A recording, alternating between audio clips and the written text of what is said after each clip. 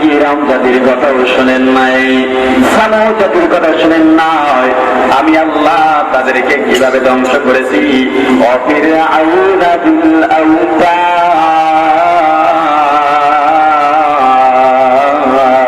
এবং ফিরআউনকে আমি আল্লাহ ধ্বংস করেছি যিনি পেরেকের অধিকারী ছিল। ফিরআউনকে পেরেকের অধিকারী জুল আউতাদ বলা হয় কেন?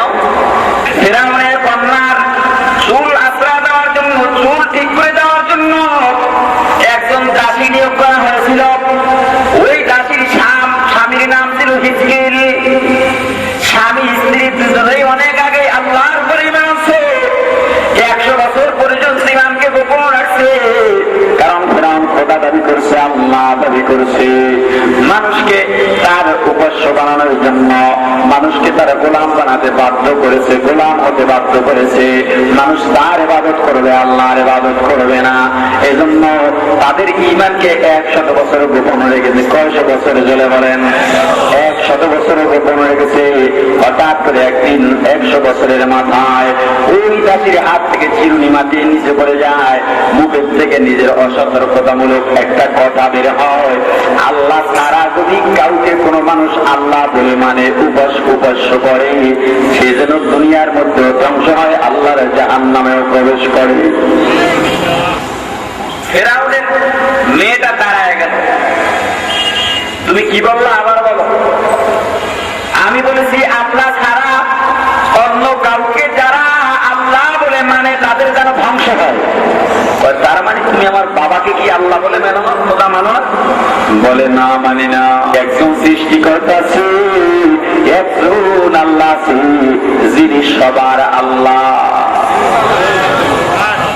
ফিরআউনের মেয়ে মারার সামনে গিয়ে অজরতায় কান্না শুরু করছে। বাবা জিজ্ঞাসা করলেন, ফিরআউন জিজ্ঞাসা করলেন, মা তুমি কেন কান্দো? মেয়েটা দেখে বলছে, বাবা হিজকিলের স্ত্রী আমার চুল আশ্রয় দেওয়ার জন্য যাকে নিয়োগ করলাম, সেই দাসী তোমাকে মানে না, আর একজন আল্লাহকে মানে। দাসীকে ডাকা হলো, তুমি কি তাই করো নাকি? আমাকে মানো না? বলে না, মানি না। তাড়াতাড়ি তোমার সিদ্ধান্ত পরিবর্তন করো, যদি আমাকে না মানো কঠিন শাস্তি দেওয়া হবে। দাসীর 2টা বাচ্চা ছিল, একটা দুগ্ধপোষ্য বাচ্চা অর্থাৎ দুধের শিশু। স্পষ্ট ভাষায় জানা দিল, আমি আল্লাহ ছাড়া আর কারো ইবাদত করি না, আমি আল্লাহর গোলাম। আমরা কার গোলাম? আরো জোরে বলেন। কি অন্তর দিয়া বলেন না চামড়ার মুখ দিয়া বলেন? মিথ্যা কথা। যদি অন্তরের জবাব দিয়েই বলতেন, চামড়ার মুখের কথা না হতো, কোন মানুষ দাড়ি কামাইতে পারতো না, খাইতে পারতো না, বিপর্যয় চলতে পারতো না। হে মুসলমান, ইসলামের বিরুদ্ধে কোন কথা সহ্য করতে পারতো না।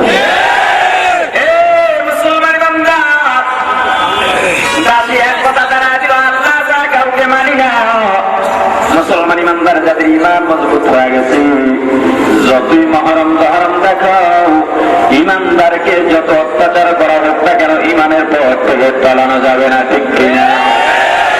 বাচ্চার রাজ্যের মধ্যে আপন 3 ভাই ইসলামের দাওয়াত পাইয়ে ইসলাম কবুল করলো।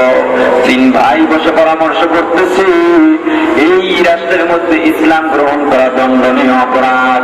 আমরা ইসলাম গ্রহণ করেছি, তা যদি বাচ্চা জানতে পারে আমাদের কঠিন শাস্তি দিবে। চলো আমরা অন্যত্র পালায়া চলে যাই।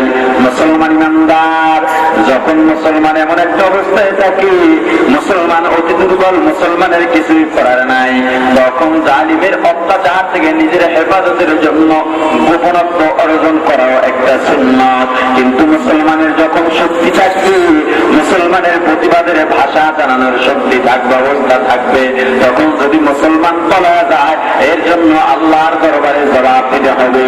তখন যদি মুসলমান নীরব থাকে, শুধু দৌড়াদৌড়ি করে, ভিতরে ভিতরে তালিম জিকির চালায়, এ মুসলমান ইমানদার, আল্লাহর কসম, আল্লাহর কসম, আল্লাহর কসম, নবীর অবমাননা হবে, নবীকে নিয়ে কটূক্তি হবে। আর যদি কিছু মুসলমান কিছু পীর দরবারে নিয়ে ব্যস্ত থাকে, তালিম নিয়ে ব্যস্ত থাকে, জিকির নিয়ে ব্যস্ত থাকে, আল্লাহর কসম করে বলি, এই পীরগিরি, এই তালিম, এই জিকিরের কোনো দাম নাই।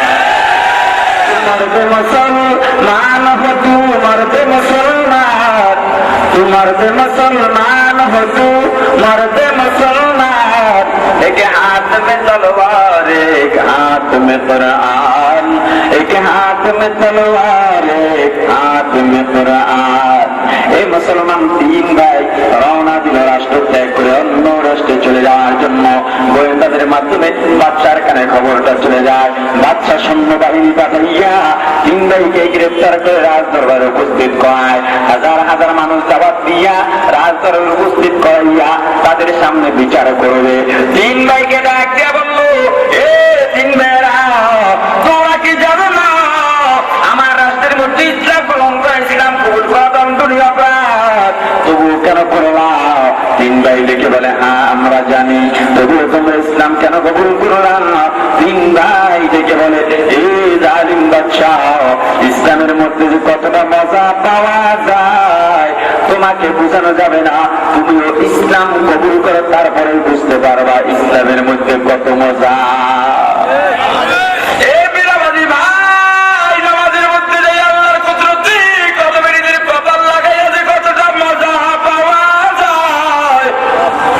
নামাজ না পড়ে বুঝতে পারবা না বেপরদাওয়ালা পর্দার মধ্যে যে কতটা মজা, বেপরদা কইরা তুমি বুঝতে পারবা না। এই জিকির যারা না করো জিকিরের মধ্যে যে কতটা মজা, জিকির না কইরা বুঝতে পারবা না। মাথায় টুপি দিয়া চলতে যে কতটা মজা পাওয়া যায়, নিজে টুপি মাথায় না দিয়া বুঝবা না। যদি বুঝতে চাও প্র্যাকটিক্যাল আমল শুরু করো, একটা মজার আনন্দের কোনো অভাব নাই, ঠিক কিনা? কারে খোদা ইখতিয়ার, জাহেলারা কারে দুনিয়া ইখতিয়ার, মোমেনো বারায় দুনিয়া দুজখ আস্ত, কাফেরু বারায় দুনিয়া জান্নাত আস্ত। আশিকারা মিল্লাত মাযহাব জুসাস্ত, আশিকারা মিল্লাত মাযহাব খুদাস্ত। মিয়ানে আশিক মাশউক রামজিস্ত, কিরামান কাতিবিন রাম খবর নিস্ত। এই মুসলমান ইমানদার, আল্লাহর সাথে বান্দার যখন সম্পর্ক হয়ে যায়, এর মধ্যে কতটা আনন্দ পাওয়া যায়, কতটা মজা পাওয়া যায়, অন্য কেউ বুঝতে পারবে না, বোঝার সম্ভাবনা, ঠিক কিনা? তিন ভাই সৈন্যবাহিনীর হাতে গ্রেফতার হয়ে রাজদরবারে উপস্থিত হওয়া যায়। বাদশা প্রশ্ন করলো, তোমরা কি জানো না আমার রাষ্ট্রের মধ্যে ইসলাম কবুল করা দণ্ডনীয় অপরাধ? বলে, হ্যাঁ আমরা জানি, তবুও কেন করলা? তিন ভাই দেখে বলে, বাদশা মহারাজ, তুমিও ইসলাম কবুল করো, তারপরে বুঝতে পারবা কেন আমরা করলাম। মেজাজ গরম হয়ে গেছে, ডাক দিয়ে বলে, তিন ভাইয়েরা, ইসলাম ত্যাগ করবা কিনা? হাজার হাজার মানুষের সামনে না হয় তোমাদের কঠিন বিচার হবে। তিন ভাই ডাক দেয়া বলল, এ বাদশা মহারাজ, যত শাস্তি দাও না কেন, যত কষ্ট দাও না কেন, যত শাস্তির ভয় দেখাও না কেন, এমন আল্লাহর উপরে ঈমান এনেছি, যত শাস্তি দিবা তার চাইতে ঈমানের মধ্যে কয়েক গুণে মজা বেশি। বাদশা জান্নাতকে হুকুম করলো, এ জান্নাত, এমন একটা আগুনের কুন্ডি বানাও, চুলা বানাও, ওই চুলার উপরে বিশাল একটা ডেক বসায় দাও, এমন ডেক বসাইবা, এমন তৈল দিবা, যেই তৈল আগুনের তাপ পাইলে বেশি উত্তপ্ত হয়ে যায়, এমন লাকড়ি দিয়ে আগুন জ্বালাও, যেই লাকড়ির মধ্যে আগুন বেশি জ্বলে। জল্লাদ অর্ডার পাইয়া, হুকুম পাইয়া, তৈলের ডেক বসাইয়া আগুন দিয়ে তৈল ফুটানো শুরু করছি। একটা সময় তৈল টক করে ফুটা শুরু হয়। তারপরে বাচ্চা তিন ভাইকে দেখায় বলে, দেখো এই যে তৈল টক করে ফুটতেছি, ইসলাম যদি ত্যাগ না করো তাহলে তোমাদের কিন্তু এই তৈলের মধ্যে ফালানো হবে। তিন ভাই এক ভাইকে জবাব দিল, এ বাচ্চা, পালাইবে পালাইতে পারে, আমাদের কোনো আপত্তি নেই, তবুও ইসলাম থেকে পিছু হটবো না। বড় ভাইকে তৈলের ভিতরে ফেলায় দেওয়া অর্ডার হয়ে গেল। জল্লাদ বড় ভাইকে তৈলের মধ্যে ফেলা যায়, এতটা উত্তপ্ত ছিল, তৈলের মধ্যে পড়ার সঙ্গে সঙ্গে হাতি পর্যন্ত তৈলের সাথে মিশে ভস্ম হয়ে গেছি। মেজো ভাইকে রাইকে বললো, এ মেজো ভাই,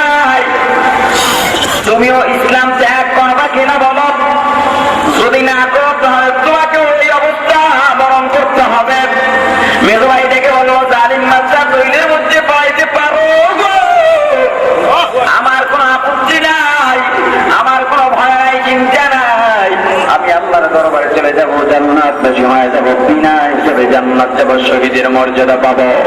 মেজো ভাইকেও তৈলের মধ্যে ফেলা দিল। মেজো ভাইয়ের অবস্থাও বড় ভাইয়ের ন্যায় হলো। মাংসগ্রস্ত সব তৈলের সাথে মিশে গেল। এবার ছোট ভাই তৈলের জায়গার কিনারায় দাঁড়ায় দাঁড়ায় চোখের পানি ছেড়ে কামড়ে। বাচ্চা মনে করেছে ভয় পাইছে, কানের কাছে মুখটা নিয়ে বলে, এই ছোট ভাই তোমার ভয় নাই, চিন্তা নাই, হাজার হাজার মানুষ এখানে দাঁড়ানো সাক্ষী হয়ে থাকবে। তুমি এখনো যদি বলো আমি ইসলাম ত্যাগ করলাম, আমার বহু পুরস্কার তোমার জন্য অপেক্ষা করতেছে। আমার একমাত্র সুন্দরী কন্যা তোমার সাথে বিবাহ দিয়া দিব, রাজ্যের অর্ধেক তোমার নামে লিখে দিব, বড় একটা পদ, মন্ত্রীর পদ আমি তোমাকে দিয়া দিব। চাষ করে কাপড় লাগাই দিছি। এটাকেই বলে জিহাদ, সবচাইতে উত্তম জিহাদ, শ্রেষ্ঠ জিহাদ। ঠিক কিনা বলেন?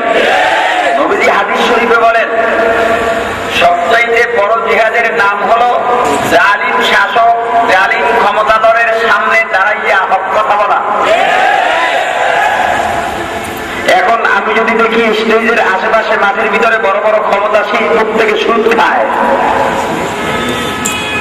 একজনেরও দাড়ি নাই, নামাজ পড়ে না, প্রত্যেকে খুনি, আমি যদি চিন্তা করি এদের বিরুদ্ধে বলা যাবে না, তাহলে আমার অবস্থা কেরোসিন হয়ে যাবে।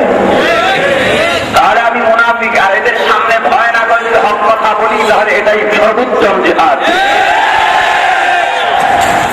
বর্তমান পরিস্থিতিতে বহু জায়গায় গেলেই বলা হয় হাতে ধরি পায়ে ধরি, নবীজিকে নিয়ে যে কটূক্তি চলছে কিছু বলবেন না। আমার উত্তর থাকে আমি নবীজির কটূক্তির বিরুদ্ধে ওয়াজ ছাড়া ওয়াজই জানি না। স্টেজে দিলে দেন, নাইলে না দেন। বিপদ যা হয় আমার হবে, আল্লাহ ছাড়া কাউকে ভয় করা, আর করে বরং আল্লাহ ছাড়া কাউকে ভয় করা যাবে না।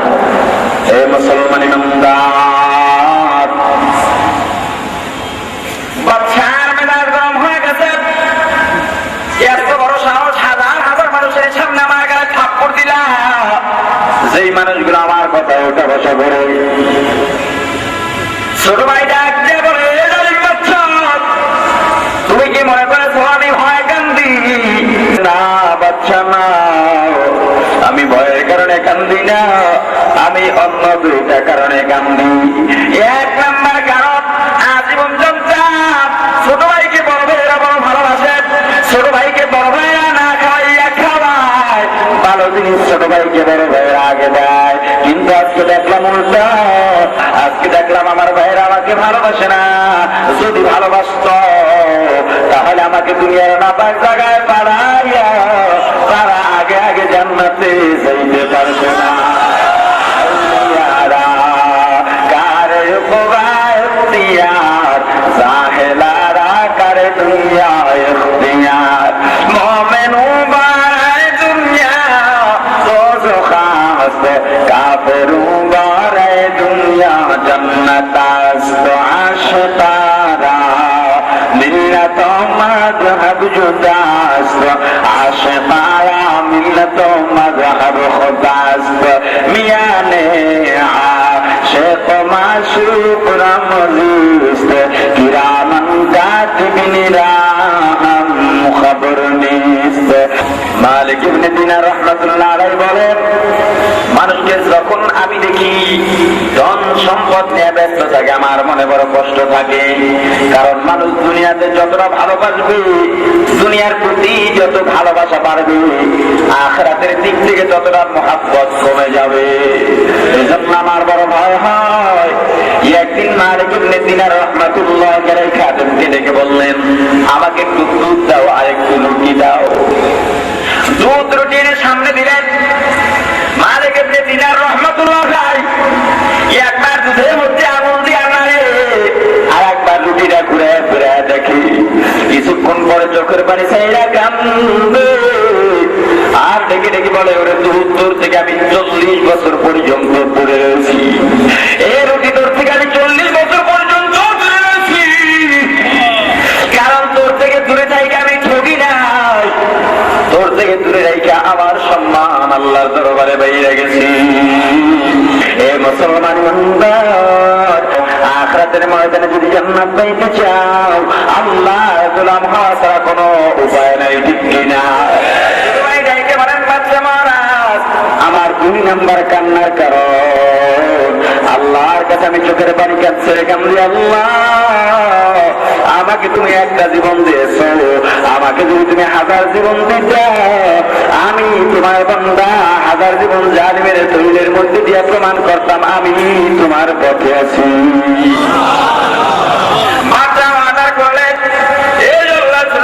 তৈলের মধ্যে ফেলা যাও। মন্ত্রী 5 থেকে ঢাক দিলেন, বাচ্চা মহারাজ ছোট ভাইকে তৈলের মধ্যে ফেলানো যাবে না। কেন তৈলের মধ্যে ফেলানো যাবে না? মন্ত্রী ডেকে বলে, বাচ্চা মহারাজ, জনগণ, হাজার হাজার জনগণ আপনার সামনে দাঁড়ানো, আপনার কথা ওঠা বসা করে, আপনি যা বলেন তাই শোনে, কিন্তু আজকে যদি একটা মানুষকে আপনি কথা না শুনাইতে পারেন, 2 ভাই তো 2 ভাইয়ের মতো চলে গেল, এই ভাইকে যদি কথা না শুনাইতে পারেন, তখন সারা দেশের মধ্যে গুঞ্জন সৃষ্টি হয়ে যাবে। 3 ভাইকে যেহেতু কথা শুনাইতে পারে নাই, তাহলে আমরা জনগণ কেন বাচ্চার কথা শুনবো? সব আপনার বিরুদ্ধে বিদ্রোহ শুরু করে দিবে। বলে, হ্যাঁ কথা ঠিক বলছো, কি করা যায়? এই বাচ্চা মহারাজ আমাকে 1 সপ্তাহ সময় দেন, আমার একটা সুন্দরী রূপসী যুবতী আছে, আমার মেয়েটার মাধ্যমে 1 সপ্তাহের মধ্যে আমি এই ছোট ভাইকে, যুবককে আমি ইসলাম থেকে দূরে সরাই দিব। বাচ্চা বললেন, তোমার পরিকল্পনা ঠিক আছে, যাও 1 সপ্তাহ সময় দিলাম, বাড়ির মধ্যে নিয়ে যাও। এবার মন্ত্রী ছোট ভাইকে নিয়ে বাড়ির মধ্যে চলে যায়, নিজের মেয়েটাকে ডাইকে বলেন, মা এবার যদি তুমি এই ছেলেটাকে ইসলাম থেকে দূরে সরাইতে পারো, তোমার বিদায় নিয়া তোমার সাথে কুকর্মে জড়াইয়া, তাহলে বাচ্চার থেকে বহু উপটোকন পাওয়া যাবে। মেয়েটা ডাইকে বলল, বাবা এটা আমার জন্য ব্যাপার নয়, 1 সপ্তাহ লাগবে না, অল্প দিনের মধ্যে তোমার উদ্দেশ্য আমি হাসিল করে দিব। শুরু হয়ে গেল কর্ম পদ্ধতি, শুরু হয়ে গেল প্রচেষ্টা, যার যার ভাবে চেষ্টা চালাইতেছে, কিন্তু 1 সপ্তাহ হয়ে গেছে, কিছুই করতে পারে নাই। এদিকে বাচ্চা অধীর আগ্রহ নিয়ে বসে আছে, মন্ত্রী কখন সুসংবাদ নিয়ে যাবে। 1 সপ্তাহের মাথায় মন্ত্রী বাচ্চার সামনে গিয়ে উপস্থিত হয়ে গেছে। বাচ্চা ডাক দিতে, কি ব্যাপার? বাচ্চা মহারাজ ক্ষমা চাই, আর 1 মাসের সময় চাই, কিছুই করতে পারিনি। বলে, যাও দিলাম, 1 মাসের সময় দিলাম। 1 মাস ধরে চলতেছে প্রচেষ্টা, প্রমাণ হয়ে গেল মুসলমান পুরুষের ইমান ধ্বংসের জন্য নারীর বিপর্দাও একটা মূল কারণ, ঠিক কিনা? আরো জোরে বলেন, ঠিক কিনা? তোমার বেপরদার কারণে 1000 যুবক নষ্ট হয়। তুমি যদি পর্দার সাথে বের হয়ে যায়, তোমার দিকে তাকাইতো না, তোমার দিকে নজর করতো না, এই মা যুবকগুলো ধ্বংস হইত না। যখন তুমি সেজে গুজে ওর বিলম্ব হইয়া রাস্তার মধ্যে বের হও, তখন যুবকরা পাগল হইয়া তোমার পেছনে ছুটে, এরপরে একের পরে 1 বিপত্তি শুরু হয়ে যায়, ঠিক কিনা? ইমানদার যুব সমাজ যদি রক্ষা করতে হয়, 1 নম্বরে সমাজের ভিতরে পর্দাও প্রতিষ্ঠিত করতে হবে, ঠিক কিনা? মুসলমান ইমানদার, আজকে বাংলার জমিন থেকে বড় বক্তব্য হয়, কেউ কেউ বলে যারা পর্দা দেয়, বোরকা পরে কেন, তাদের চেহারা সুন্দর নয়, এজন্য বোরকা পরে। জোরে বলেন নাউজুবিল্লাহ। মুসলমান ইমানদার, এই কথাটা বলার দ্বারা শুধু 1জন 2জন নয়, 1000 1000 নারীদেরকে, 1000 1000 অলি আউলিয়ার মাদেরকে অপমান করা হয়েছে, ঠিক কিনা? এই কথা বলবে, যারা এই কথা বলে বা বলেছে, তাদেরও শাস্তির আওতায় আনা দরকার, ঠিক কিনা? মুসলমান ইমানদার, 1 মাসের সময় নিয়া মন্ত্রীর মেয়েটা যুবকের পেছনে চেষ্টা চালাইতেছে। 29 রাত হয়ে গেছে। আগে কয়দিন? এখানে কয়দিন? মোট কয়দিন হলো? 36 দিন। 36 দিন কেন? 36 বছরে যদি চেষ্টা করো, যাদের ঈমান মজবুত হয়ে গেছে, তাদের ঈমান চালানো যাবে না, ঠিক কিনা? 29 দিন রাত্রে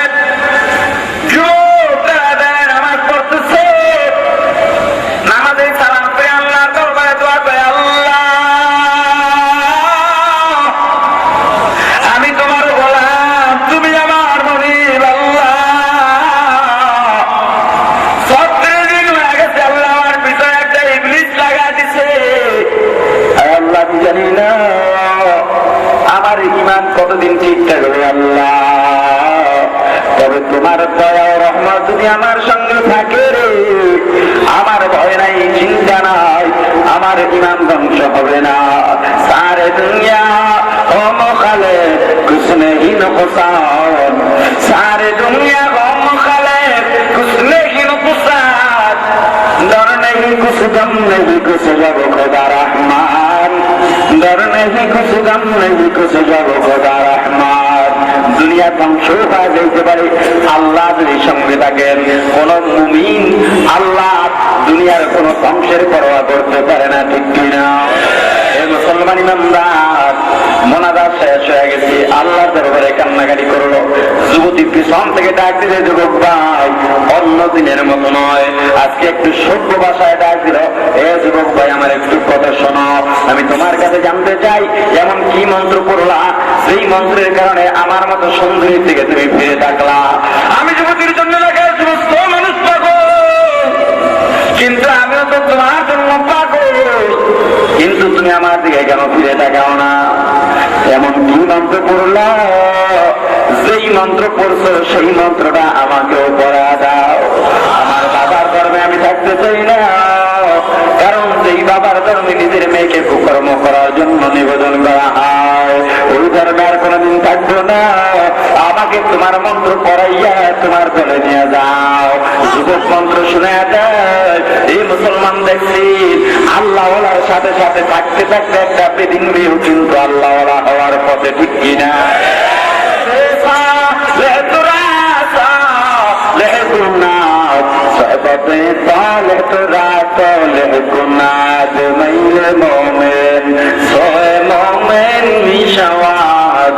मैले काफिर से काफिर मिशावात, एक ज़माना सुबते बा औलिया, बेहतर सब साल ताअत बेरिया। আল্লাহ ওয়ালাদের সোহবত যদি এখতিয়ার করতে পারো, আল্লাহ ওয়ালাদের সাথে যদি সংস্পর্শ রাখতে পারো, এই মুসলমান নিজে নামাজ পড়লে যতটা আল্লাহর দিকে আগাইবা, আল্লাহ ওলিদের পরামর্শ নিয়ে নামাজ পড়লে তার চাইতে কয়েক গুণে বেশি আল্লাহর দিকে আগানো যায়, ঠিক কিনা? যুবক মন্ত্র শুনে দেয়নি, কি মন্ত্র পড়লাম শুনো। আশহাদু আল্লা ইলাহা ইল্লাল্লাহু ওয়া আশহাদু আন্না মুহাম্মাদান আবদুহু ওয়া রাসূলুহু। যুবতীও মুসলমান হয়ে গেছে। এবার যুবতী ডাইকে বলে, যুবক ভাই আমি তো এতদিন তোমার জন্য পাগল ছিলাম, কিন্তু কেন যেন মন্ত্রটা পড়ার সঙ্গে সঙ্গে আমি আর একজনের জন্য পাগল হয়ে গেছি, যাকে আমি দেখতে পাই না। আমাকে একটু তাকে দেখাও, আমি একটু তাকে দেখতে চাই। যার জন্য পাগল হইলাম তিনি কেমন, তাকে একটু দেখাই পারি। मैं सूरत यूसुफ को नहीं चाहने वाला, मैं सूरत यूसुफ को नहीं चाहने वाला, मैं कैसे के मानंद नहीं आशिक लैला, मैं कैसे के मानंद नहीं आशिक लैला, मैं आशिक मौला हूँ मेरा इश्क दवाना, ये जुमला जहाँ जिसकी तजल्ली से उजाला, ये जुमला जहाँ जिसकी तजल्ली से उजाला। मुसलमान इमानदार যুবতী যুবককে ডেকে বলেন, আমি যার জন্য পাগল হইলাম তাকে কি দেখা যাবে না? বলে না, দেখা যাবে না।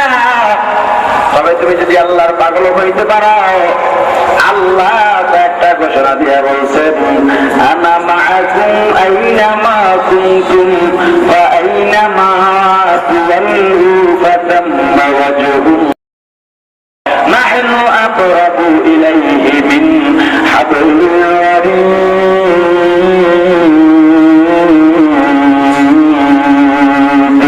যুবক ডাক দিয়ে বলল, এ যুবতী, আল্লাহ কোরআনের বিভিন্ন জায়গায় বলেছেন আল্লাহ তোমার সাথে আছেন, তুমি ডাক দিলে আল্লাহ সঙ্গে সঙ্গে জবাব দিবেন, তুমি যেদিকে তাকাইবা সেদিকে আল্লাহ।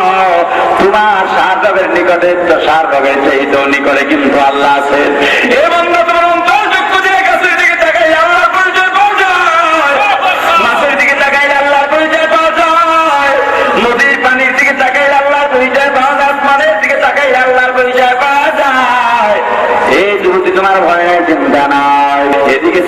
কাজে নিকটবর্তী হয়ে গেছে। যুবতী কথা বন্ধ করে যুবককে ডাইকে বলল, যুবক ভাই, আমরা চলে এখান থেকে অন্যত্র চলে যাই। আগামীকালকে আমার বাবা আমার থেকে খবর জানতে চাইলে আমি কি বলবো? যদি জানতে পারে আমি ইসলাম গ্রহণ করেছি, আমাদেরকে আজ রাখবে না, ষড়যন্ত্র করবে, আমাদের উপরে নির্যাতন চালাবে। চলো আমরা এই দেশের মধ্যে আর থাকবো না। যুবক যুবতী রওনা হয়। একটা জঙ্গল দিয়ে যখন অতিক্রম হয়, হঠাৎ ঘোড়ার পায়ের আওয়াজ শুনতে পায়, ভয় ভীতি সন্ত্রস্ত হয়ে যায়। না জানি বাচ্চার খবর পাইয়া আবার সৈন্যবাহিনী পাঠায় দিছে, কিন্তু না, হঠাৎ তাকায় দেখে তাদের সামনে দুইটা ঘোড়া দাঁড়ায় গেছে। ঘোড়ার উপরে দুইজন যুবক বসা। যুবকদেরকে দেখতে বড় সুন্দর সুঠাম দেহের অধিকারী। যুবক দুইজন সালাম দিল, সালাম দিলাম হয়ে গেছে। ওই ঘোড়ার পেড়ে একজন যুবক যাইতে বলে, এ যুবক তুমি আমাকে চিনুনি? যুবক ছোট ভাই যাইতে বলে, না চিনি না। ঘোড়ার পিঠের যুবক যাইতে বললে, কেন চেনো না? এ যুবক ভাই, আমরা তো তোমার সেই দুই ভাই, সেই দুই ভাইকে চলে প্রত্যেক গ্রন্থের মধ্যে পুরাইয়া শহীদ করেছিলাম। আমরা তো সেই দুই ভাই। তোমাদের কর্মকাণ্ড আল্লাহ খুঁজে মারা গেছে। এই যুবতী আল্লাহকে দেখতে চাইছে, আল্লাহ দেখা দেওয়ার জন্য পাঠা দিচ্ছেন। এবার চলো, আল্লাহ অপেক্ষা করতেছেন ফেরেশতাদের নিয়ে। তোমাদেরকে বিবাহ বন্ধনে আবদ্ধ করায় জান্নাতের মধ্যে প্রবেশ করা দিবে। এই মুসলমান ইমানদার, আল্লাহর সাথে সম্পর্ক করা লাগবে কি লাগবে না? আরো জোরে বলেন। ইসরায়েলের স্ত্রী ফেরাউনের দাসী, মেয়ের চুল ঠিক করা দাসীকে সামনে দাঁড় করাইয়া ফেরাউন বারবার চাপ করতে, ইসলাম ত্যাগ করো, না হয় কিন্তু তোমাকে শাস্তি দেওয়া হলো। বলে, আমাকে যত শাস্তি দাও কোনো কাজ হবে না। স্মরণ আসেনি? কোনো কাজ হবে না। বাদশা ফেরাউন চিন্তা করতে যে কি করা যায়। খবর নিয়ে দেখলো এই দাসীর দুইটা বাচ্চা আছে। একজনের বয়স 5 থেকে 6 বছর, আর একটা দুগ্ধপোষ্য দুধের শিশু। বড় সন্তানটাকে মায়ের সামনে জবাই করে দিল, কিন্তু এরপরও দাসীরাইকে বলতেছে, জবাই করতে পারো, সব শেষ করতে পারো, আমি আল্লাহর পথে থেকে এক কদম পিছু হাঁটবো না। এই মুসলমান ইমানদার, আপনার আমার সন্তানকে যদি আপনার আমার সামনে জবাই করা হয়, আর যদি বলা হয় ইসলাম ত্যাগ করো, বলো আল্লাহ নাই, আল্লাহর বিরুদ্ধে কথা বলো, সন্তানকে বাঁচাতে গিয়ে যখন যা শব্দ দিব মানতে আমরা রাজি হয়ে যাবো, এটাই আমাদের ঈমান। ঠিক কিনা বলেন? এ মুসলমান ইমানদার, ঈমানকে মজবুত করতে হবে। ঈমানকে মজবুত বানাও। কেমন মজবুত বানাইবা? হযরত বেলাল রাদিয়াল্লাহু তাআলা আনহু একজন হাবশী গোলাম ছিল। এতটা কালো ছিলেন, মানুষের হাতের তালু পরিষ্কার থাকে, তার হাতের তালু কালো ছিল, শুধু দাঁত গুলো সাদা ছিল। ইসলাম কবুল করেছে। ইসলাম কবুলের খবর পাইয়া তার মনিব যিনি ছিলেন, তার মালিক যারা ছিল, গলার মধ্যে রশি লাগাইয়া ঘোড়ার পায়ের সাথে ভাইয়া জ্বলন্ত আগুনের আঙ্কার উপরে এমন সময় বেলাল রাদিয়াল্লাহু তাআলার পিঠের জামা তাজা চর্বিগুলো পসপস করে শব্দ হয়। আর বেলাল রাদিয়াল্লাহু তাআলা শুধু আল্লাহকে ডাকে, আহাদ আহাদ বলে ডাকে। হযরত আবু বকর সিদ্দিক রাদিয়াল্লাহু তাআলা ওই পথে আনা হয়, তাকায় দেখলেন বেলাল রাদিয়াল্লাহু তাআলার উপরে অমানবিক অত্যাচার হইতেছে। কাছে গিয়ে বেলালকে ডাইকে বললেন, ভাই বেলাল, তুমি একটু আস্তে আস্তে আল্লাহর নামটা তো জোরে জোরে ডাইকো না। আবু বকর রাদিয়াল্লাহু তাআলা চলে যান। আবার ফিরতি পথে যাওয়ার পথে তাকায় দেখেন একইভাবে শাস্তি হইতেছে। বেলাল রাদিয়াল্লাহু তাআলার কাছে গিয়া এবার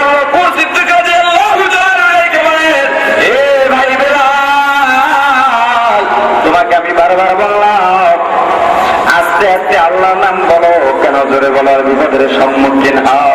বেলাল রাদিয়াল্লাহু তাআলা ডাইকে বললেন, ভাই আল্লাহ, আমি আল্লাহর নাম যখন ডাকা শুরু করি আমার হুঁশ থাকে না, যত ডাকি যত আওয়াজ হয় ততই মজা লাগে। মুসলমান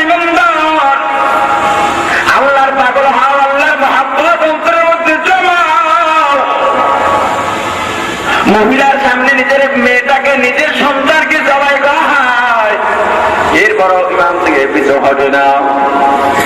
এবার দুধের শিশুকে সামনে আনলো, বাচ্চা জবাই করার জন্য যখন রেডি হয়ে যায়, তখন ওই দাসির মধ্যে একটু ব্যাকুলতা শুরু হয়, মনের মধ্যে ব্যাকুলতা শুরু হয়, সহ্য করতে পারতেছে না। কত সহ্য করতে পারে? যতই যা হোক, মা তো কি বলে, উনি এক মায়ের সামনে বড় সন্তানকে জবাই করে দিল, দুধের শিশুকে জবাই করার জন্য উদ্বুদ্ধ হয়। মহিলার মধ্যে ব্যাকুলতা শুরু হয়ে যায়, তখন আল্লাহ ওই শিশুকে জবান খুলে দিলেন। পৃথিবীর মধ্যে 4টা শিশুবেলায় জবান খুলে কথা বলেছিল, তার মধ্যে এই একটা শিশুটা একটা বলল, মা তোমার ভয় নাই, চিন্তা নাই, আমাকে জবাই করলে আমিও জান্নাতে যাব, এ মা তুমিও জান্নাতবাসী হইবা, খবরদার ইমাম থেকে দূরে সরে না। দাসী স্ত্রী ওই ছোট্ট শিশুকে জবাই করা হয়, পরবর্তীতে মহিলাকে হত্যা করা হয়। এদিকে ফেরাউনের দিদি আসিয়া, যে আসিয়া মুসা আলাইহিস সালাতু ওয়াস সালামের আগমনের বদৌলতে আল্লাহকে চিনতে পেরেছিলেন। আসিয়া সবকিছু থেকে চিন্তা করলেন, আর চুপ থাকা যায় না। বাচ্চা ঘরে ফিরল, ফেরাউন ঘরে ফিরছে। ফেরাউনকে দেখে বলে, আমি দেখলাম পৃথিবীর মধ্যে তোমার চাইতে অপদস্থ, তোমার চাইতে ঘৃণ্য ব্যক্তি, হিংস্র ব্যক্তি আর একটাও হইতে পারে না। ফেরাউন থেকে বলে, কেন এমন কথা কেন বলো? এবার আসিয়া দাইকে বলে, স্বামী যদি তা না হইতো তুমি মহিলাকেও হত্যা করতে পারত না, মহিলার 2টা শিশুকে তার সামনে হত্যা করতে পারত না। ফেরাউন আসিয়াকে রেখে বলে, বিবি তোমার আপত্তি কি বলো? বলে, আমার আপত্তি আছে, তুমি তো খোদা নাও। ফেরাউনের মেজাজ গরম হয়ে গেছে। তার মানে তুমি তো আমাকে মানো না? বলে, না তোমাকে মানি না, আমি মানি তাকে যিনি তোমারও খোদা আমারও খোদা। অনেকভাবে বুঝানো শুরু করছে, কোনো বুঝ আসে না। মা বাবাকে খবর দিছে, শ্বশুর শাশুড়িকে খবর দিছে, আপনার মেয়েকে বুঝান। মা বাবা বলতেছে, মা গো সবাই তাকে খোদা মানে, তুমি কেন মানো না? তোমার উপরে কঠোর শাস্তি হবে। আসিয়াটাইকে বলে, বাবা ও মা আমি তাকে খোদা মানতে পারি, আমার একদিকে তাহলে চন্দ্র এনে দিতে বলো, আর একদিকে সূর্য এনে দিতে বলো, সূর্য তার কথা মতো উদয়স্ত করাইতে বলো, যদি সেটা দেখাইতে পারে তাহলে আমি তাকে খোদা মানতে রাজি। সম্ভব? ধরে বলে সম্ভব নয়। এই কথা শুনে ফেরাউন শ্বশুর শাশুড়িকে ডেকে বলল, আপনারা চলে যান, ওকে যে ব্যবস্থা করা দরকার আমি করতে পারবো। অনেক অত্যাচার করলো, অত্যাচার করে শেষ পর্যন্ত ফেরাউনের বিবি আসিয়ার 2 হাতের মধ্যে 2 পায়ের মধ্যে পেরেক মেরে মাটির সাথে দাবায় রাখলো। এজন্য ফেরাউনকে জুল আওতাদ বলা হয়। ফেরাউনের জমানায় যদি কেউ তার বিরুদ্ধে বলতো, সঙ্গে সঙ্গে তাকে গাছের সাথে পেরেক মেরে রাখা হতো। এজন্য তাকে জুল আওতাদ বলা হয়। কি বলা হয়? মুসলমান ইমানদার বর্তমান সমাজে সারা বিশ্বের মধ্যে যারা অত্যাচার করে, অত্যাচারের বহু সিস্টেম আছে না নাই? ইসলামের পক্ষে যারা কথা বলে, মায়ানমারের মধ্যে রোহিঙ্গা মুসলমানদের উপরে যেভাবে অত্যাচার হয়, এই মুসলমান ইমানদার জ্যান্ত মানুষগুলোকে আগুনের মধ্যে পোড়াইয়া মারা হয়। এই মুসলমান বিশ্বের মানুষ যদি ঘুমায় থাকে, কিয়ামতের ময়দানে আল্লাহর দ্বারা জবাব দিতে হবে, ঠিক কিনা? এই মুসলমান বাংলাদেশে 92% মুসলমান। এই সব মুসলমান কি ধর্ম নাই? সবাই কি তবলিগ? আওয়ামী লীগের মধ্যে একটা অংশ নাই? বিএনপির মধ্যে নাই? জাতীয় পার্টির মধ্যে নাই? এই মুসলমান তুমি যে দল কোনো আপত্তি নাই, দল তোমার ব্যক্তিগত ব্যাপার। তবে যেহেতু মুসলমান, নবী যেহেতু আমাদের সকলের নবী, নবীর ব্যাপারে কেউ যদি কটূক্তি করে, সব মুসলমান এক হওয়া দরকার আছে না নাই? নবীজি একদিন দিনের দাওয়াত দিয়া বাইক থেকে রওনা, পথিমধ্যে ফাতেমার বাড়ি দাঁড়ায় গেলেন। ডাক দিলেন, মা গো দরজা খুলো। ভিতর থেকে কোনো জবাব আসে না। নবীজি আবার ডাক দিলেন, মা দরজা খোলো। ভেতর থেকে কোনো জবাব আসে না। এবার নবীজি চোখের পানি চাইরা কান্দে আর ডেকে বলেন, মা কি অন্যায় করলাম, এখনো কেন দরজা খোলো না? অন্যান্য দিনে একটা ডাক দিলে দরজা খুলতাম, আজকে কি অন্যায় করলাম, মা কেন দরজা খোলো না? ভেতর থেকে বাদরা কান্দা, তুমি তো রাহমাতুল আলামিন, তুমি তো কোনো অন্যায় করতে পারো না। এই বাবা, তোমার সামনে যে আসবো এমন কোন পর্যাপ্ত পরিমাণে বস্ত্র আমার পরিধানের মধ্যে নাই। এ পর্দালের মা, দেখো মা, নবীজির পরিবারের কি অবস্থা ছিল। নবীজির কাঁধের উপর একটা বাড়তি রুমাল ঝুলানো ছিল, বাড়তি চাদর ঝুলানো ছিল। নবীজির চাদর দরজার ফাঁকা দিয়ে ভিতরে দিয়ে বললেন, না এই চাদর পরে ইজ্জত দেখে আসাটুকু আমি হাসানকে দেখবো, জানকে দেখবো, তোমাকেও দেখবো। ফাতেমা চাদর পরে দরজা খুলে দিলেন। নবীজি ভিতরে ঢুকে ফাতেমার চেহারা থেকে তাকাই আবার চোখের পানি ছেড়ে কান্না শুরু করেছে। ফাতেমা থেকে বলেন, বাবা আবার কেন কান্দো, আবার কি হলো? নবীজি তাইকে বলেন, মা তোমার চেহারাটা শুকনো দেখায় কেন? মা তুমি মনে হয় কয়দিন কিছু খাইতে পারো না। ফাতেমা কান্দে বলে, বাবা আমি যদিও আরো কয়েকদিন না খাই থাকি আমার মনে কোনো দুঃখ নাই, তবে তোমার কলিজার টুকরা হাসান চাই 3 দিন পর্যন্ত খাবার না পারে। আজকে জবরদস্তি কড়াকড়ি করছি আর কানছে, আমার পা ধরিয়া কান্দে আর বলে, মা ক্ষুধার যন্ত্রণা সহ্য করতে পারি না, মা আমাকে খাবার দাও। এ বাবা বলো, সন্তান যদি মায়ের পা ধরিয়া ক্ষুধার যন্ত্রণায় কান্দে আর মা যদি খাবার না দিতে পারে, সেই দুঃখের আর কিছু দেখতে পারে না। এ বাবা তাকায় দেখো, চুলার দিকে তাকায় দেখো, ওই খালি পাতিলার মধ্যে শুধু পানি দিয়ে ফুটাইতেছে। ওদেরকে বলছি, বাবা তোরা ঘুমা, আর খাবার যদি হয়ে যায় আমি মা তোদেরকে জাগাইয়া দিব। এবার বাবা বলো, এখন যদি হাসান হোসেন যাই আমার কাছে জিজ্ঞাসা করে, মা খাবার হয়েছে আমি কি জবাব দিব? বা সন্তান বাবা বলে কথা বলতেছেন, এদিকে হাসান হোসেনের ঘুম ভেঙে গেছে, নানার কণ্ঠের আওয়াজ পাওয়া যায়। বিছানা সাইডে একটা দরজা, একজন নবীজির ডান পাশে, একজন নবীজির বাম পাশে বসে গেছে। নবীজির গলা ধরাইয়া কান্দার বলে, নানা তুমি আসছো ভালো হয়েছে, আজকে আমার মায়ের বিচার না করে যাইবে না।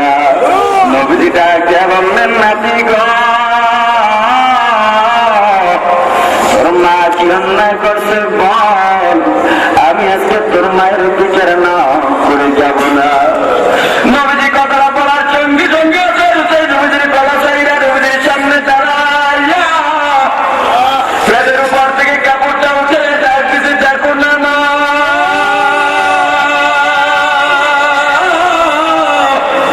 তোমার মেয়ে আমাদের মা 3 দিন পর্যন্ত কোনো খাবার দেয় না, 3 দিন পর্যন্ত খাবার না পাইয়া দেখো পেটটা কেমন পিঠের সাথে লেগে গেছে। নানা নবীজি চোখের পানি চাইয়া কান্দে। হাসান হাসানকে দেখে বলে, 3 দিন পর্যন্ত খাবার না পাইয়া নানার কাছে বিচার চাও। নবীজি পেটের উপর থেকে চাদরটা সরাইয়া তারকে বললেন, নাতির তাকাইয়া দেখ, 3 দিন পর্যন্ত খাবার না পাইয়া নানার কাছে বিচার চাও, আর তোর নানা 7 দিন পর্যন্ত কিছু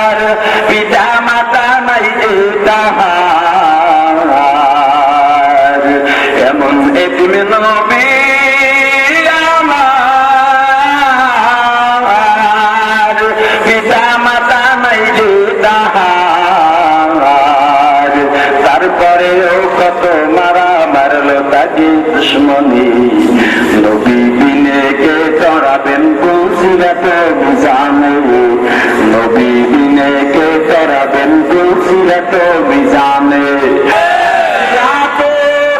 हमसिराते मुस्तफा दर तमामी हले कून इत्तेबाए सुन्नते खैरुल मशाद गिर लाज़िम कामयाबी ऐतसार मोहम्मद अरबी हैवान नबी रस्ते पेशा मोहम्मद अरबी हैवान नबी रस्ते पेशा मोहम्मद अरबी है वो नबी रस्ते पे शोआ आलम हुआ उसकी पैदाइश से उजाला आलम हुआ उसकी पैदाइश से उजाला शफीउल उम्म हमारा नबी रोज क़यामत शफाअत करेगा अल्लाह के पास गुनाहगार उम्मत शफाअत करेगा अल्लाह के पास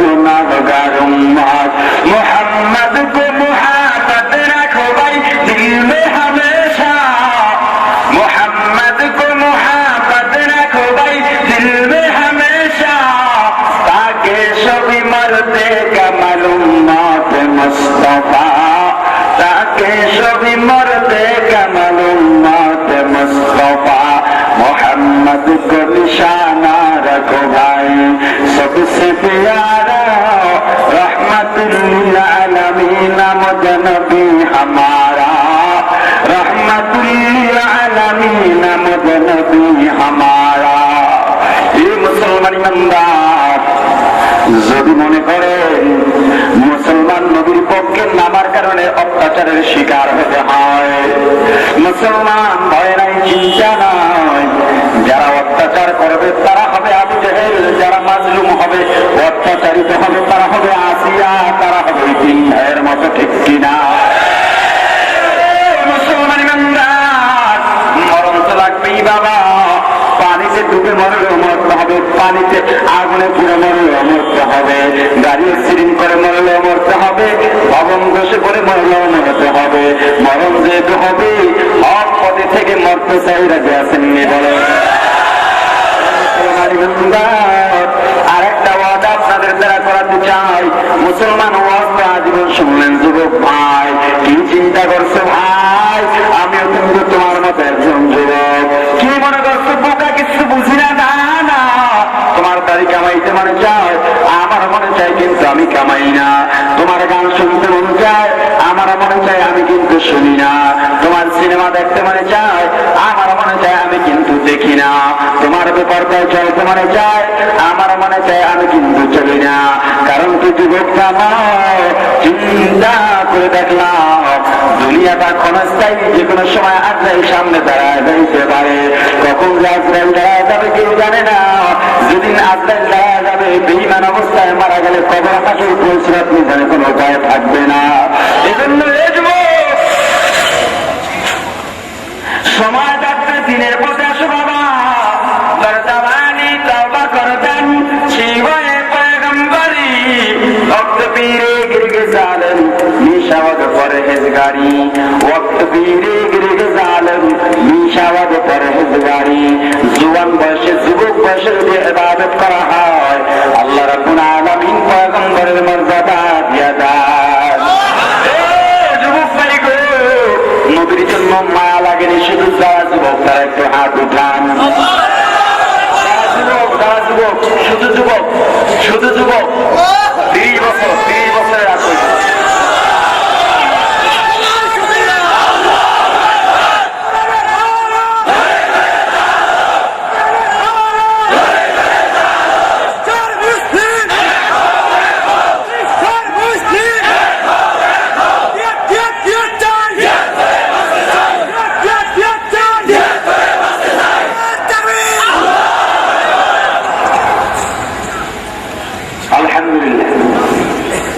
নবীর প্রতি মায়া আছে নবীকে কষ্ট দিবেন না আমি খালেস কয়েকজন যুবক চাই একজন যদি পাই আমি মনে করবো আজকে ওয়াজ সার্থক আমাকে খুশি করার জন্য নয় এদেরকে দেখানোর জন্য নয়, আল্লাহর ভিডিও ক্যামেরা এখানে আছে।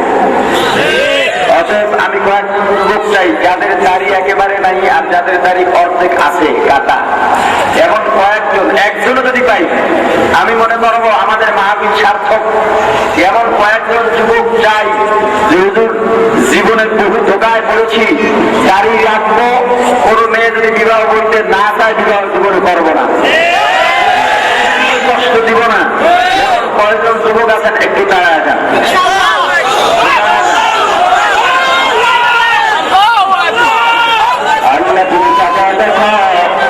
তোমার অনেকগুলো যুবক বন্ধা দাঁড়ায় গেছে, নবীজিকে কষ্ট দিবে না।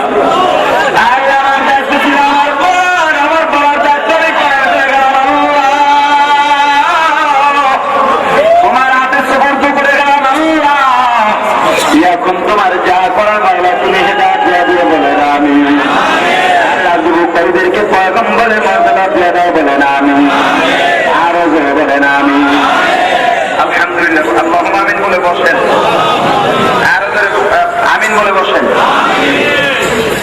যা বুঝলাম আজকের মাহফিলে যুবকের সংখ্যাই বেশি। আল্লাহ যুবক জওয়ান বড়া যারা আছে প্রত্যেককে দিনের খাদিম হিসাবে কবুল করেন।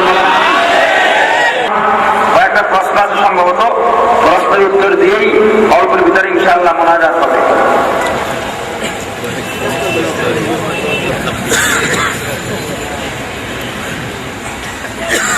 নবীজি শুধু স্বপ্নে দেখা দিতে পারে নাকি?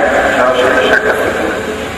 নবীজিকে কেউ যদি দেখে, স্বপ্নেই বেশিরভাগ দেখা, সরাসরি যদি কেউ দেখে সেটা যার যার অন্তর আত্মা চোখের ব্যাপার। কার আত্মা শুদ্ধ, কার আল্লাহর সাথে সম্পর্ক বেশি। কারণ বহু আল্লাহরই আছেন যাদের জীবনে যে আছে, নবীজির রওজার কাছে গিয়ে সালাম দিচ্ছেন, নবীজির রওজার মধ্য থেকে হাত উঠায় দিচ্ছেন। এটা অন্তর চক্ষু দিয়া, সরাসরি চামড়ার চক্ষু নয়, অন্তর চক্ষু দিয়া বিশেষ কেউ নবীজিকে দেখতে পারে, কিন্তু এটা সবার জন্য দলিল নয়। একজনে দেখছে বইলা যদি অন্যজনে বলে হ্যাঁ তিনি দেখছেন আমিও দেখবো, যেমন এখন তারা মিলাদ কিয়াম করে, তারা এটাই বলে আমাদের পীর বাবা দেখছেন, আরে পীরে দেখছেন, সে দাঁড়াইছে, নবীজির সম্মান সে দেখে, তুমি দাঁড়াও কেন? বুঝলেন না? এরা দেখতে পারে, যার সম্পর্ক আল্লাহর সাথে যত বেশি সেদিক থেকে দেখতে পারে। এটা বলার বিষয় নয়, এটা কারো জানারও বিষয় নয়, এটা সম্পূর্ণ ব্যক্তিগত ব্যাপার। মিলাদের মধ্যে দাঁড়াইয়া কিয়াম করা যাবে কিনা বললে ভালো হতো। মিলাদ কি আমার এটা জানা দরকার আছে। মিলাদ কি? মিলাদের মধ্যে আবার দাঁড়ায় কেন? মিলাদের শাব্দিক অর্থ হলো জন্ম। শাব্দিক অর্থ কি? এটা একটা আরবি শব্দ থেকে, মূল অক্ষর হলো ওয়াও লাম দাল, এর থেকে আরবি ব্যাকরণে মিলাদ হয়েছে। যদি আরবি ব্যাকরণের অর্থ করতে যায়, অর্থটা আরো খারাপ হয়। ইসমে আলা জমা সিয়া, এখানে বলতে পারেন প্রশ্নই ভুল। আর যারা বলে নামাজের পরে মিলাদ আছে, মিলাদ মানে জন্ম, নামাজের পরে মিলাদ আছে, হ্যাঁ জানলো কেমন? এই শব্দটাই ভুল। বলতে হবে নামাজের পরে দোয়া আছে। আর যদি কেউ বলে দাঁড়াইয়া মিলাদ পড়া, মিলাদ তো দাঁড়াইয়া পড়া, বসে পড়ার কোনো অস্তিত্বই নেই, মানে মিলাদটাকে বলতে পারে দুরুদের কথা। যারা বলে দাঁড়াইয়া দুরুদ পড়ি, দুরুদ দাঁড়াইয়া বসে ঘুমাইয়া শুইয়া সবসময় পড়তে পারে, অসুবিধা নেই। কিন্তু দাঁড়াইয়া যে পড়াটা পড়ে এটা তো দুরুদ না। ইয়া নবী সালামু আলাইকা, এটা তো দুরুদ নয়। নবীজির প্রতি কোরআন হাদিস থেকে কোনো প্রমাণিত সালামও নয়। কারণ আল্লাহ নবীজিকে কেমনে সালাম দিচ্ছেন দেখেন, ইয়া নবী সালামু আলাইকা বলে দেন না। আল্লাহ নবীজিকে সালাম দিচ্ছেন আসসালামু আলাইকা আইয়ুহান নবী। কি বুঝলেন কিনা? অতএব কেউ যদি যে সালাম প্রচলিত এটা দাঁড়াইয়া বসা কোনোভাবেই যায়, আর যদি কেউ দুরুদ পড়ে দাঁড়াইয়া সেটা যায় যাচ্ছে, কিন্তু দাঁড়াইয়া দুরুদ যদি এই নিয়তে পড়ে যে নবীজি আসবেন আমি এজন্য সম্মানে দাঁড়াবো, তাহলে সেটা শিরক। আল্লাহ সব জায়গায় আছেন, নবীজি সব জায়গায় আছেন, এর উপরে বিস্তারিত ওয়াজ করা দরকার। 2-1 মিনিট তো বলা যাবে না, এজন্য সংক্ষেপে বললাম। সুন্নি বলতে কি বোঝায়, তাদের মতাদর্শ কি? সুন্নি প্রচলিত যারা দাবি হয়ে গেছে, যারা সুন্নি দাবি করে, আসলে এরা সুন্নি নয়। আনারস ফল আছে না, বেদানা ফল আছে না, নাম কি? বেদানা। কি দানা নাই?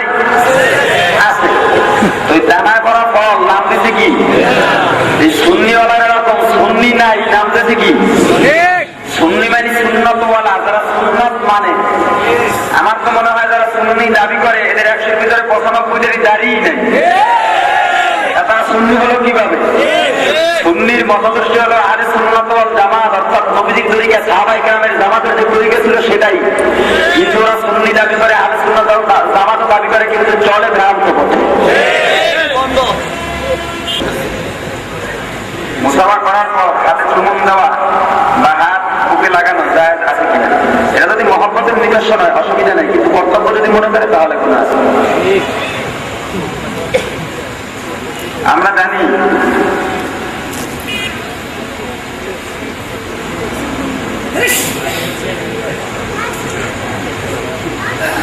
আমাদের, আমি প্রশ্নের উত্তরটা দিয়ে দিই। কোরআন হাদিসের দৃষ্টিতে আমাদের আদি পিতা আদম আলাইহিস সালাম, আমাদের জাতি পিতা ইব্রাহিম আলাইহিস সালাম। জাতি পিতা ইব্রাহিমকেই মানতে হবে, অন্য কাউকে না। মৃত ব্যক্তিকে দাফন করার পর ও ফরজ নামাজের পর নবীজি মিলিত হয় কি কখনো হাত তুলে দোয়া করেছেন কিনা কোরআন হাদিসের আলোকে জানাবেন।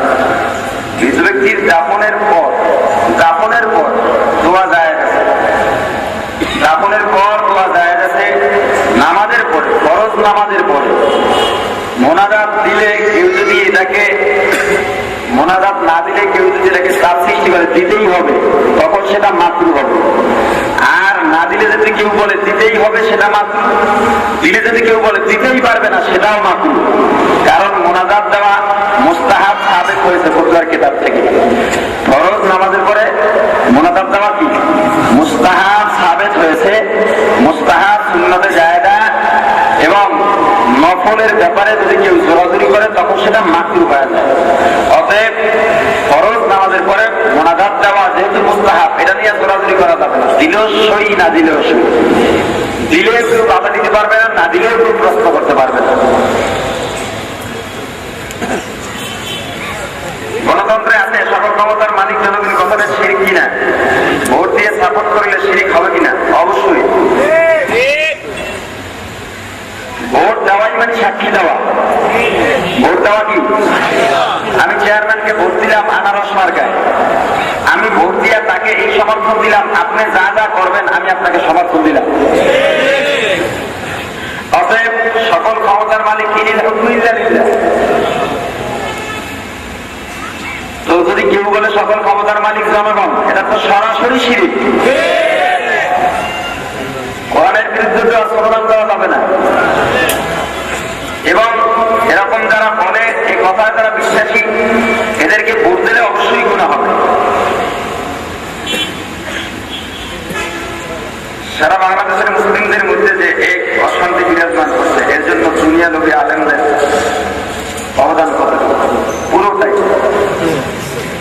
পুরোটাই এই মুনাফিক মার্কা আলেমদের অবদান। আজকে মুসলমানরা এক কিভাবে হবে? ইহুদি খ্রিস্টানরা এরকম কিছু দুনিয়া নবীকে টুপিওয়ালা সাজাইয়া মুসলমানদের ভিতরে ফাটল ধরানোর জন্য নামায়া দিচ্ছে। এরা শুরু করেছে অনেক আগের থেকে। আমি তো আপনাদের গাজীপুর প্রায় বয়ানে বলছি, টুপিওয়ালা বন্ধ থেকে সাবধান। কেন? নবীর জমানাত থেকে শুরু করে এ পর্যন্ত বাংলা ভাই শায়েখ রহমান, এদের মাথায় ছিল, বড় বড় দাড়ি ছিল, বিশ্বাবের মতো দেখা যাইত। তো এই বিশ্বাবেরা এদেরকে দালাল বানায় পাঠাইছে ইহুদি খ্রিস্টান। কেন? এরা বোমাবাজি করবে, মানুষকে মারবে, যাতে সাধারণ মানুষ টুপিওয়ালার থেকে বিমুখ হয়ে যায়। আর বর্তমানে সেই উদ্দেশ্য তাদের হাসিল হয়ে গেছে, ঠিক কিনা? ইসলামের জন্মদিন পালন করা জায়েজ নাই, কিন্তু গত 3-4 দিন আগে বিশাল প্যাডওয়ালা পিসাব আছে, বিশাল চেয়ার আছে, বসলে আর লড়তে পারে না। এই ছাগলের জন্মদিন পালন করছে। বাবা কেবলা দাম দেওয়ান জন্মদিন যে পালন করছে, কেকের ওজন 33 কেজি, নিজের সাইজ যেমন কেকের সাইজের সমান। এদের কারণে, এই দুনিয়া লোভীদের কারণে আজকে আমাদের সমাজে মুসলমানের ঐক্য নাই, মুসলমানদের ভিতরে ভুল খোঁজাখুঁজি চলছে। আপনার দোয়া করেন আল্লাহ যেন মুসলমানদের ঐক্য অটুট রাখেন। ডাক্তার জাকির নায়েক কোরআন হাদিসের যে অপব্যাখ্যা করছেন, একটা কি তথ্য সন্ত্রাসী নয়? ও তা তো অবশ্যই, এতে কি ভুল আছে? এখানে যে এই পাশে একটা পয়েন্টে অলওয়েজ পয়েন্টের ব্যাপারে কিছু বলেছিলাম, জাকির নায়েকের ব্যাপারে আমার কাছে বহু ফোন গেছে, বহু প্রশ্ন গেছে, আপনি তার ব্যাপারে কেন বললেন? আমি মনে হয় যেন হ্যাঁ চাউলের ভাত খাই, এর কাছে আমার জবাব দিতে হবে। আমি বলে কেন বললাম, আমার দায়িত্ব আমি বলছি, কারণ আমি না বললে আমার কাছে আমার জবাব দিয়ে হতে হবে। তোমার যদি গায়ে লাগে তুমি পক্ষে প্রচার করো, আমার তোর বাধা নেই। কি বলেন? কিন্তু এতটুকু কথা আবার বলতে চাই, জাকির নায়েক বিশ্বাস মনে করলাম, বিশাল বিশ্বাস, কিন্তু জাকির নায়েকের মাথায় টুপি আছে না, দাঁড়িয়ে আছে, গায়ের ভিতরে লম্বা জামাও আছে নাই? কি পড়া তাই আছে না? এবার বলে আপনাদের চল্লিশটা মসজিদের ইমাম সাহেব, আজকে আমি যে ওয়াজ করতে আসলাম, আপনারা তো দূর দূরান্ত থেকে আসলেন, এখনো বসে আছেন, আমার এই দাঁড়িয়ে আছে, বিশাল পাগড়িও না হয় বাঁধলাম, কিন্তু সাত প্যান্ট পরে বসলে একবারে আল্লাহর কসম করে বলেন আপনারা ওয়াজ শুনবেন না? কেন অসুবিধা কি? ইমাম সাহেব যদি খুচরায় ওঠে প্যান্ট শার্ট পরে, আপনারা নামাজ পড়বেন তাহলে? জাকির নায়েকের জন্য পাগল হলেন কেন? আপনি কিসের জ্ঞানী?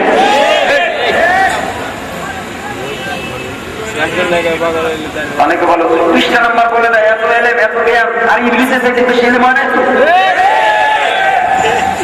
আর 20টা নাম্বার বললে আল্লাহ তাকে মেধা দিচ্ছেন, মুখস্থ করছেন, অসুবিধার কিছু নাই। এজন্যই কি সে ইসলামের পক্ষে? প্রশ্নই আসে না, সে মাযহাব মানে না। তার বিরুদ্ধে তার বক্তব্য, তার বিরুদ্ধে নয়, তার বক্তব্য অপব্যাখ্যার বিরুদ্ধে বই ব্যাখ্যা সহ বের হয়েছে। আপনারা ঢাকার বা গাজীপুরও পাবেন, বিভিন্ন লাইব্রেরি যেগুলো পাওয়া যায়, তার বক্তব্য কয় নম্বর ভলিউমে কত, কোন বইতে, কোন ক্যাসেটের ভিতরে, কোন ডিভিডিতে, কোন সিডিতে, ও কয় মিনিট পরে তার বক্তব্য এই কথা বলা হয়েছে, বিভ্রান্তমূলক কথাগুলো বলা হয়েছে, এগুলো সব ওই বইগুলোর ভিতরে বিস্তারিত দেওয়া আছে। আপনাদের যদি তথ্য জানতে মনে যায়, আপনারা সেটা জানতে পারেন।